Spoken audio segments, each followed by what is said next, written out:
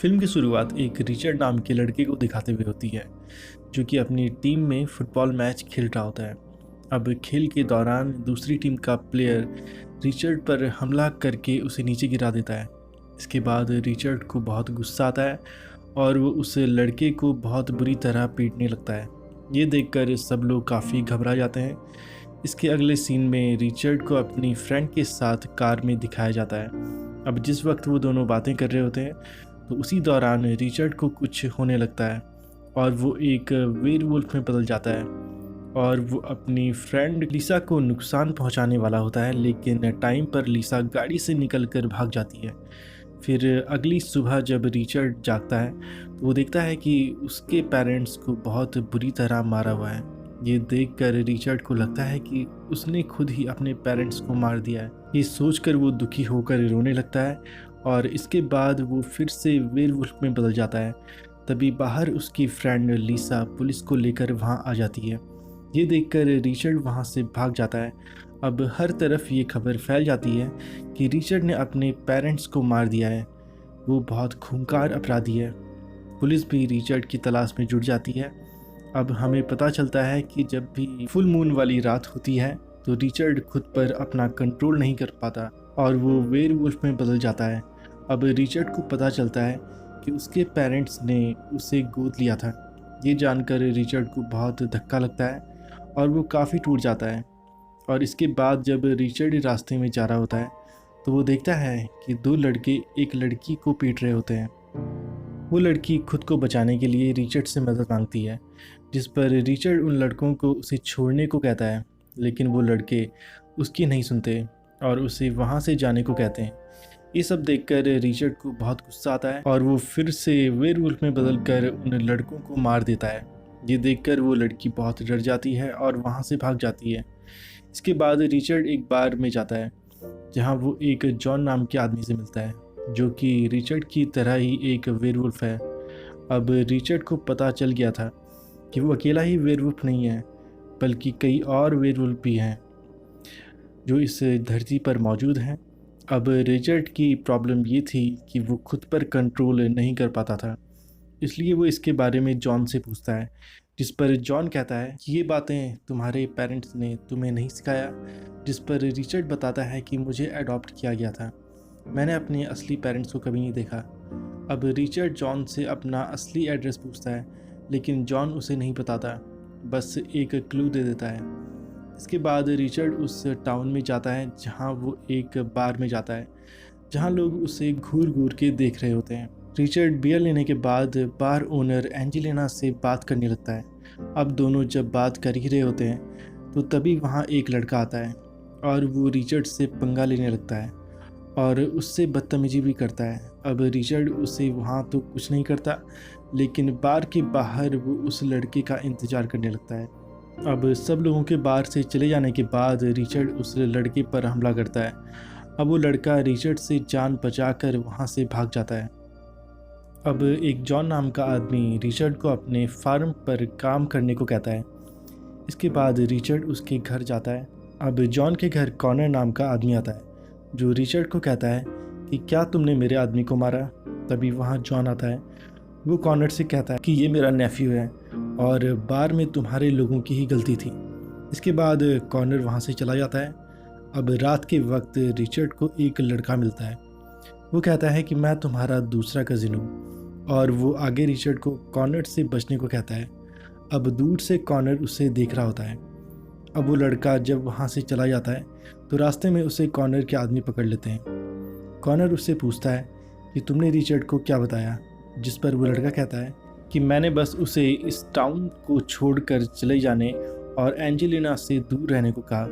इसके बाद कॉनर उसे कहता है कि तुमने मेरे बारे में भी रिचर्ड से कुछ कहा था, मैंने अपने कानों से अपना नाम सुना। इसके बाद कॉनर उस लड़के को भागने को कहता है और कहता है कि अगर हमने तुम्हें पकड़ लिया तो हम तुम्हारा शिकार कर लेंगे। फिर कॉनर के आदमी जंगल में उस लड़के का पीछा करने लगते हैं। अब इसी दौरान रिचर्ड भी उस जंगल के पास से गुजर रहा होता है, तो वो उस लड़के की आवाज़ सुनता है, इसलिए वो जंगल में जाता है। अब जंगल में आने पर रिचर्ड को एंजेलिना मिलती है। एंजेलिना रिचर्ड को बताती है कि रिचर्ड और उसके आदमी एक लड़के का शिकार कर रहे हैं। अब जब वो उन्हें देखते हैं तो वो लोग उस लड़के का गोश्त खा रहे होते हैं। इसके बाद रिचर्ड एंजेलिना के घर ही चला जाता है, जहाँ टीवी पर रिचर्ड के बारे में ही न्यूज़ चल रही होती है। अब रिचर्ड को देखकर जॉन की वाइफ उसे गले लगाती है। ये देखकर रिचर्ड को काफ़ी हैरानी होती है। अब जॉन रिचर्ड को बताता है कि तुम्हारी मदर मेरी बहन की बेटी थी, जो एक प्योर ब्लड थी।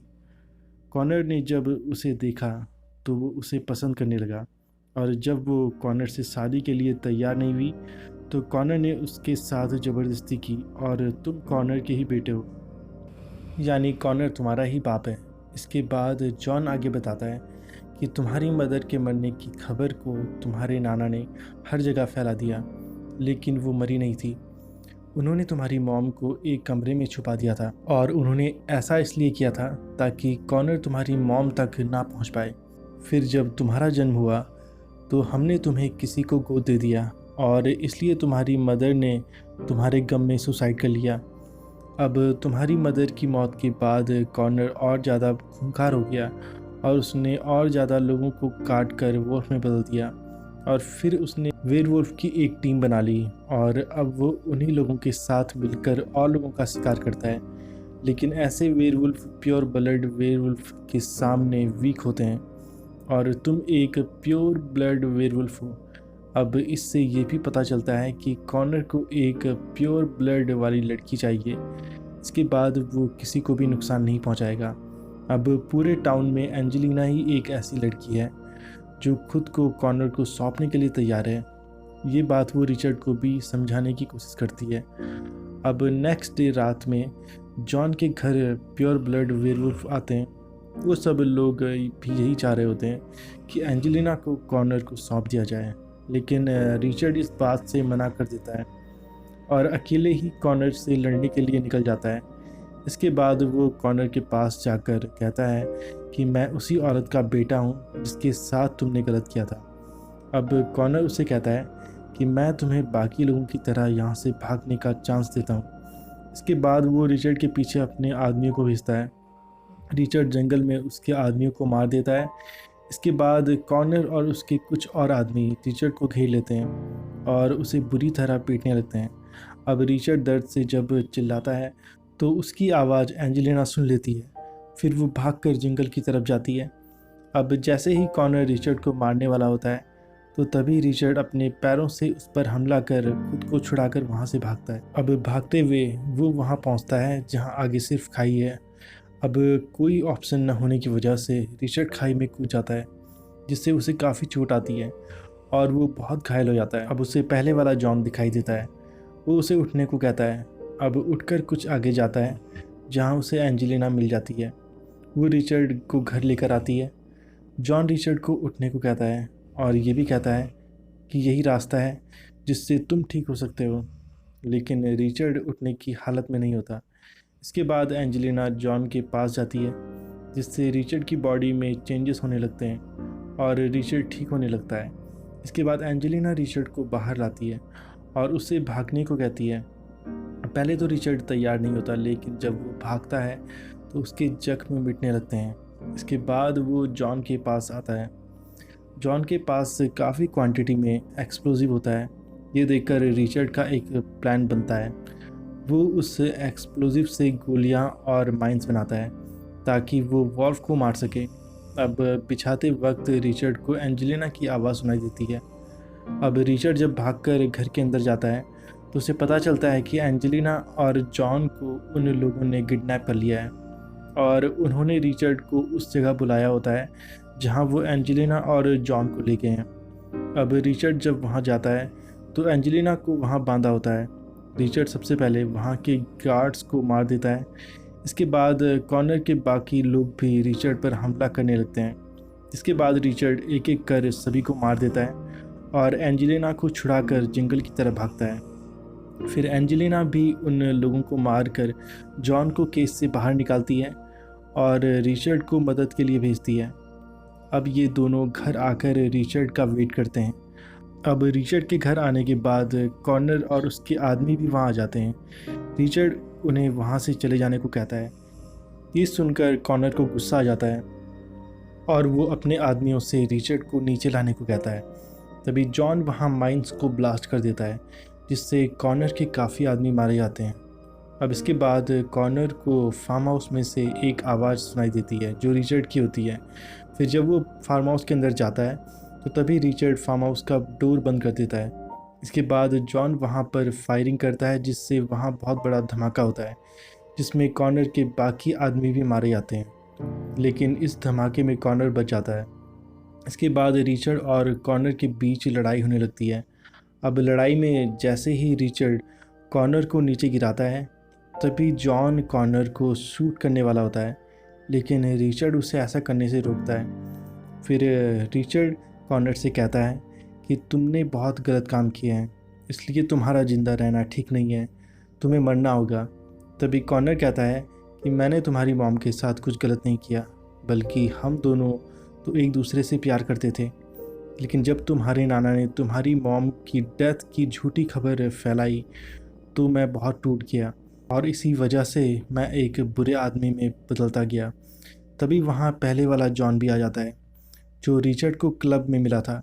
वो कहता है कि मैं कॉनर से पहले से नफ़रत करता था क्योंकि इसने मुझे टाउन से बाहर निकलवाया था, इसलिए मैं इससे बदला लेना चाहता था, लेकिन मैं इसे कभी नहीं हरा पाया।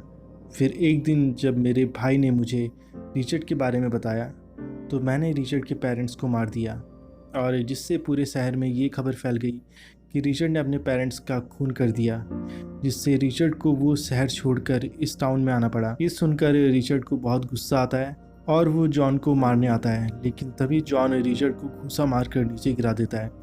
अब कॉनर जब उसे रोकता है तो वो कॉनर का गला काट कर उसे मार देता है। इसके बाद वो रिचर्ड को भी मारने की कोशिश करता है, तभी दूसरा जॉन उस पर फायर करता है। इसके बाद वो वहाँ से भागने लगता है, तभी रिचर्ड उसे पकड़ लेता है। इसके बाद रिचर्ड जॉन की जलती सिगरेट को ज़मीन पर फेंकता है जहाँ एक्सप्लोजिव बिछा रखा था, जिससे वहाँ माइंस में आग लग जाती है।